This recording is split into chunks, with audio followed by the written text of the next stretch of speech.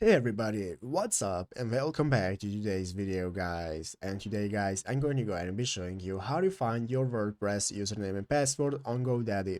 This is a very simple thing to do guys, so make sure to watch this quick and easy video till the very end, follow my steps correctly so you can make sure this works the same for you and you can do this yourself. But yeah guys, let's get straight into it.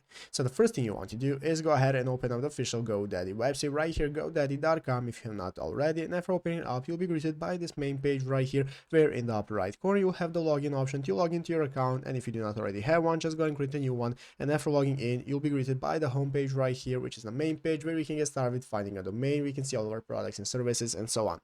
So guys, let's go ahead and see how we can find our WordPress username and password that we are using on GoDaddy, how to change it if we need. So basically what we want to do first is go ahead and open up all the products and services that we have right here. As you can see, currently I do not have any products, but if you have your products guys, you'll be able to access them. And here at the top of the screen under your products, you'll be able to access websites and hosting. So you want to go ahead and click on that. As you can see, after opening up websites and hosting, now we can see all the options we can access, and one of the options is called WordPress hosting. So you want to go ahead and click on that.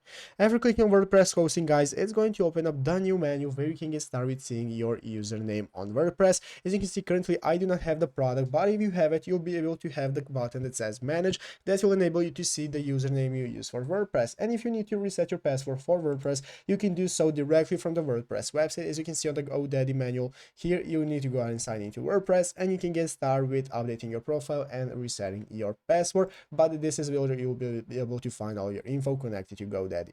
But yeah guys, basically that is how to do it. So I hope this video was helpful. If it was, make sure to leave a like, subscribe to the channel. So guys, thanks for watching, take care and bye.